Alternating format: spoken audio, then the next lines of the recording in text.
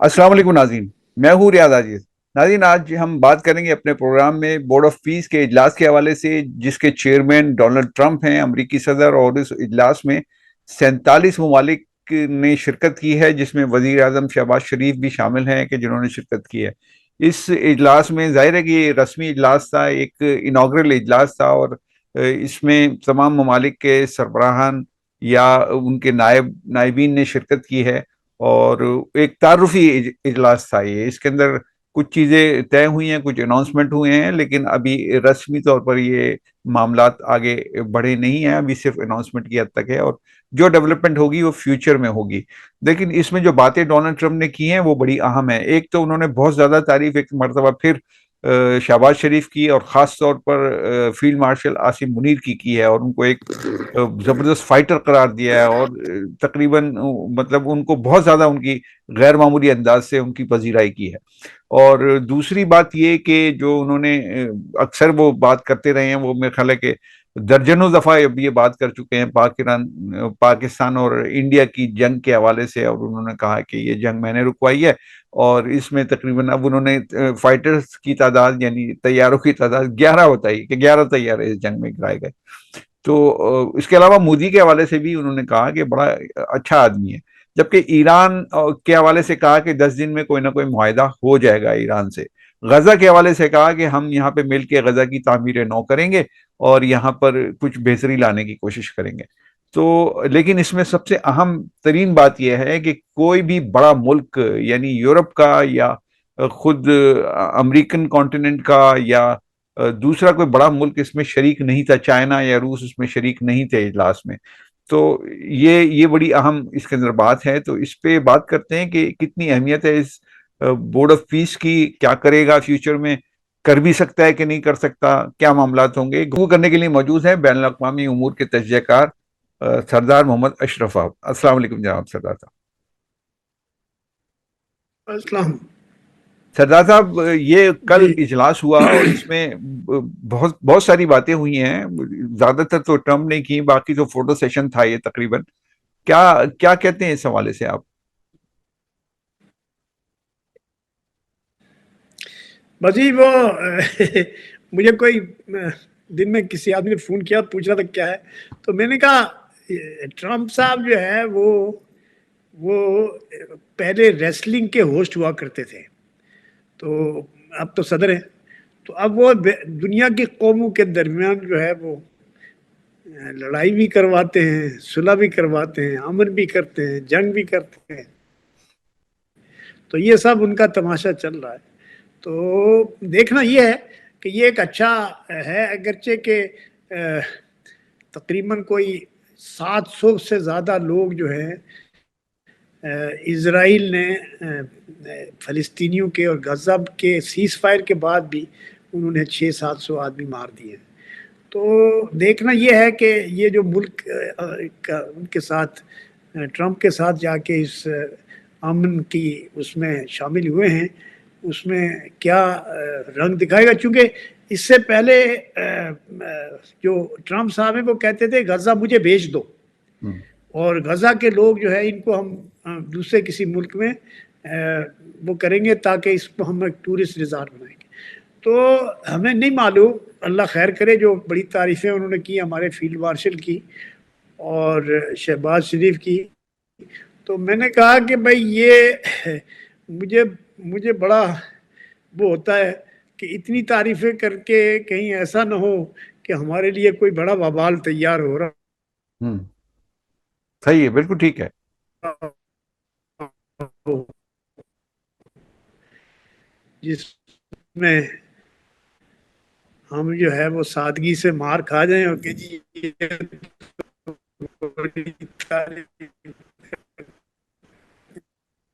یہ امریکہ سے ایک ہفتہ پہلے، اور وہ جو سارا یورپ جو ہے وہ اس سے باغی ہوا ہے۔ ابھی ان کی وہ ہو رہا ہے، ورلڈ کپ ہو رہا ہے فٹ بال کا، امریکہ میں ہونا تھا، تو انہوں نے ٹرمپ صاحب کے مختلف حربے ہیں،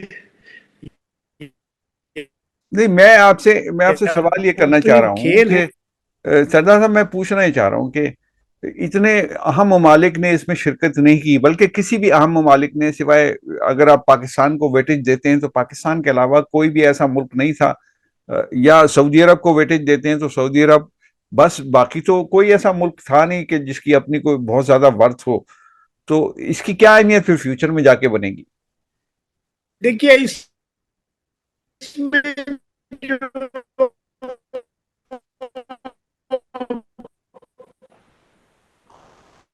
8 بنیادی ملک ہیں، تو یہ جو ملک ہیں یہ بھی بڑے بڑے بھاری بھرکم ملک ہیں، اور اس میں ان کے شامل ہونے سے کچھ نہ کچھ تو بہرحال، اور اس میں پاکستان کا بڑا ڈپلومیٹکلی پاکستان کا رول اچھا رہا ہے، اور ہو سکتا ہے کہ پاکستان نے بھی کوئی ٹروپس کمنٹ کیے ہوں، باقی لوگوں نے، انڈونیشیا نے اور مصر نے اور ان سب لوگوں نے تو کر دیے ہیں، کہا ٹریننگ کریں گے. لیکن میں یہ کہہ رہا ہوں کہ جو غزہ کی تباہی ہوئی ہے اس میں کم سے کم بھی 30 سے 40 بلین ڈالر کم از کم چاہیے اس کو ریکنسٹرکشن کو شروع کرنے کے لیے، اور وہ بہت بڑی تباہی ہوئی ہے کہ ان کا سب کچھ انہوں نے تباہ، ہاسپٹل، سکولز، گھر، سڑکیں، ہر چیز اسرائیل نے بمبارمنٹ کر کے جو ہے نا اس کو سب کچھ زمین بوس کر دیا. تو اس کا کیا نتیجہ نکلے گا؟ اب یہ ٹرمپ صاحب اپنے امن کے بہت بڑے پرچارک بن کے نکلے ہیں، اور وہ چاہتے ہیں کہ مڈل ایسٹ میں امن قائم ہوتا کہ میرا نوبل پرائز کا مسئلہ بھی حل ہو جائے، which is a good effort actually on the part of. اور میرے خیال سے اس میں پاکستان نے کے اور فیلڈ مارشل نے اور شہباز شریف نے کافی ٹرمپ صاحب کو اس ٹریک پہ اور اس طرح سے اس کو ایڈوائز کیا کہ بھائی اس طرح سے کرو تاکہ مڈل ایسٹ سے تمہاری بالکل ہی خلاصی نہ ہو جائے، جس طرح سے نارتھ امریکہ سے ہوئی ہے. نارتھ امریکہ سے یو ایس اے کے ساتھ کینیڈا کے بڑے شدید قسم کے تعلقات میں خرابی آئی ہے. ان کی میٹنگ سے جو کارنی ہے وہ اٹھ کے چلا گیا، اور اس نے کہا کہ میں نہ آپ کے کسی مطالبے کو مانتا ہوں اور نہ ہی میں آپ کے ساتھ میٹنگ کرتا ہوں، میں تو جا رہا ہوں. اور اس نے جا کے جاپان کے ساتھ اپنی بات چیت کیا، اس نے یورپین کنٹریز کے ساتھ کیا، اور اس نے کہا ہم اپنا دفاع خود کریں گے. اور اس طرح سے تو مطلب آپ سمجھ سکتے ہیں کہ جو کینیڈا ان کا قریب ترین ملک نہیں ہے، وہ ایک ہی زبان، ایک ہی نسل اور ایک ہی علاقہ ہے، اور اس علاقے میں آپ کا چلن یہ ہے، تو آپ دنیا میں کیسے امن قائم کریں گے؟ لیکن بہرحال کی کوشش ہے، ایفرٹ ہے، ہمیں اپریشیٹ کرنا چاہیے. تو اس کا کوئی بہت بڑا میں نتیجہ نہیں دیکھنے پا رہا ہوں، کیونکہ اسرائیل کا جو ہے پلہ، یہ باقی جو 47 ملک ہونے کے باوجود اسرائیل کا پلہ پھر بھی بھاری ہے، اور یہ سارے میں ملک اسی ہونے کے حوالے باوجود، سے آپ سے 47 گفتگو ملک کر رہا ہونے تھا. کے میں باوجود. نے اسی لیے یہ پوائنٹ ریز کیا کہ پاکستان کے علاوہ دوسرا کوئی ملک موجود نہیں ہے اس میں جو ویٹیج رکھتا ہو. اگر آپ بات کریں سعودی عرب کی، اگر آپ انڈونیشیا کی بات کریں، یو اے ای کی بات کریں، تو یہ دفاعی اعتبار سے تو بہت زیادہ طاقتور ملک نہیں ہے، اور وہ سمجھتا ہے ٹرکی، اسرائیل اس بات کو. ٹرکی بھی اتنا طاقتور نہیں ملک ٹرکی، نہیں ہے، اگرچہ اس کا کچھ تھوڑا بہت ویٹیج ہے، لیکن پاکستان کی جو اہمیت ہے وہ دوسرے ملک کی نہیں ہے.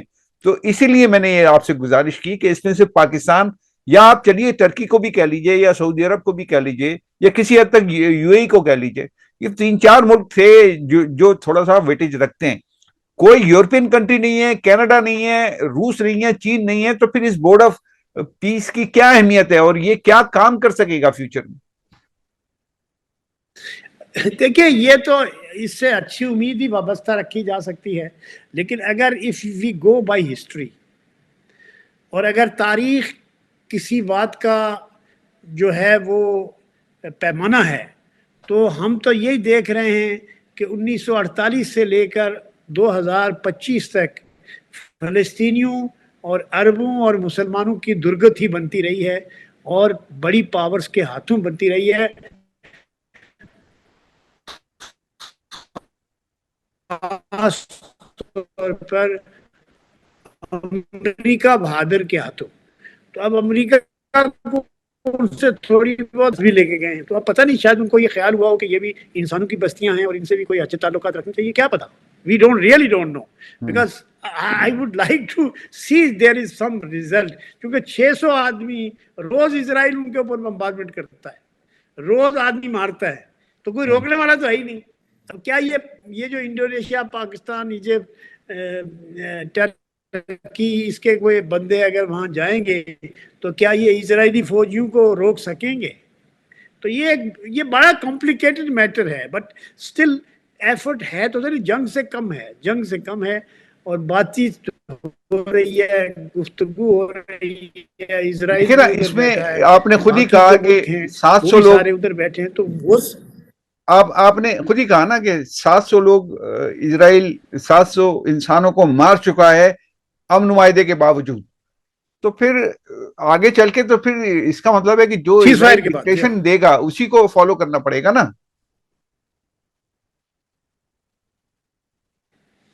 ہاں یہ بات صحیح ہے آپ کی، لیکن اسرائیل گمبھیر ہیں، اس کو بھی پتا ہے کہ گزشتہ 1-1.5 سال کی جو حالت جنگ ہے اس میں اسرائیل کا بہرحال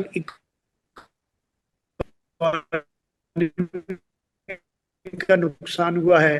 ایران کے ساتھ اس کی جنگ ہوئی، ایران نے بھی اسرائیل کو وہ کر دکھایا ہے جو ایران کے تصور میں بھی نہیں تھا. تو اس لیے یہ کہنا کہ جی کوئی ملک جو ہے وہ ہمیشہ کے لیے، یہ تو بات طے ہو گئی نا کہ اسرائیل بھی ناقابل شکست نہیں ہے، اور ایسا کچھ بھی نہیں ہے کہ اسرائیل جو ہے وہ یہ کہے کہ نہیں میں ساری دنیا کی سپر پاور ہوں اور میں چاہوں گا کہ کروں گا. خود امریکن پبلک اوپینین میں بھی فرق آ رہا ہے، وہ دیکھ رہے ہیں کہ بھئی اسرائیل جو ہے وہ خاص طور پر، اور مسلمانوں کے خلاف عمومی طور پر اسرائیل کا رویہ نہایت ہی جارحانہ اور خطرناک ہے. اچھا، تو اس لیے مجھے بہت زیادہ اب تھوڑی سی بات میں ایران اور امریکہ کے حوالے سے کر لوں. اس میٹنگ میں بھی ایک دفعہ پھر ڈونلڈ ٹرمپ نے کہا کہ ایران سے معاہدہ ہمارا 10 دن میں ہو جائے گا اور امید ہے کہ بہتر ہوگا. لیکن جو خبریں آ رہی ہیں وہ بڑی مختلف ہیں. ایران نے روس کے ساتھ مل کے خلیج فارس میں ایکسرسائزز شروع کر دی ہیں، نیول ایکسرسائزز ہو رہی ہیں. اور دوسری طرف جو روسی وزیر خارجہ ہیں ان کا بھی بیان تھا ایک روز قبل کہ اگر امریکہ نے ایران پر حملہ کیا تو پھر سیویئر کانسیکوینسز اس کو دیکھنے پڑیں گے. اچھا، اور دوسری بات یہ کہ چائنا بھی اس کے اندر کچھ نہ کچھ اپنا حصہ ڈال رہا ہے. اس میں آپ اس ایک مرتبہ پہلے بھی اس موضوع پر جب ہم نے بات کی تو آپ یہ کہہ چکے ہیں کہ ایران اب بھرپور تیاری سے جنگ میں اترے گا. تو پھر یہ کیا آپ نتیجہ دیکھ رہے ہیں؟ کیونکہ ایران تو اس بات کے لیے تیار نہیں ہے کہ وہ اپنے میسائل پروگرام کو ختم کرے یا ان کے جو آؤٹ لیٹس ہیں ان کی سپورٹ ختم کرے. دیکھیے ابھی 3 ایشوز ہیں جن کے اوپر ایران کے ساتھ بات چیت ہو رہی ہے. ایک تو یہ ہو رہا ہے کہ جی اس کا جو ایٹمی پروگرام ہے اس کو کس لیول تک ایکسیپٹیبل بنایا جائے. ایران کہتا ہے کہ بھائی میں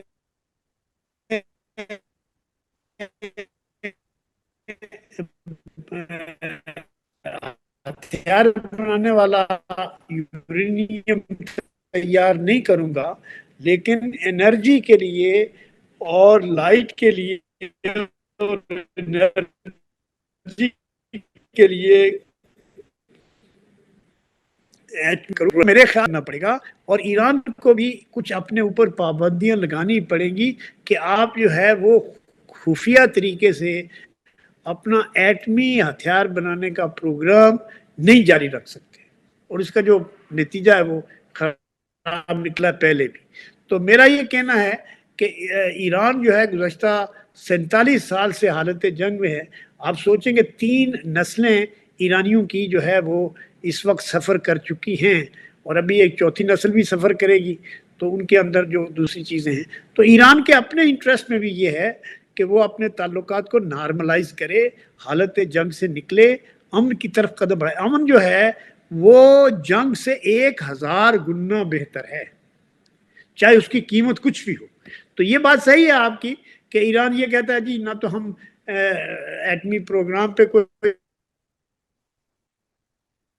کمپرومائز کریں گے، کیونکہ ہم پہلے ہی کہہ چکے ہیں کہ ہم ہتھیار نہیں بنائیں گے. تو ہمارے اوپر ٹرسٹ کرنا چاہیے لوگوں کو. تو بالکل ٹرسٹ کرنا چاہیے، لیکن ٹرسٹ کرنے ضرور ہے کہ آپ کے تعلقات دوسروں کے لوگوں کے ساتھ ہوں.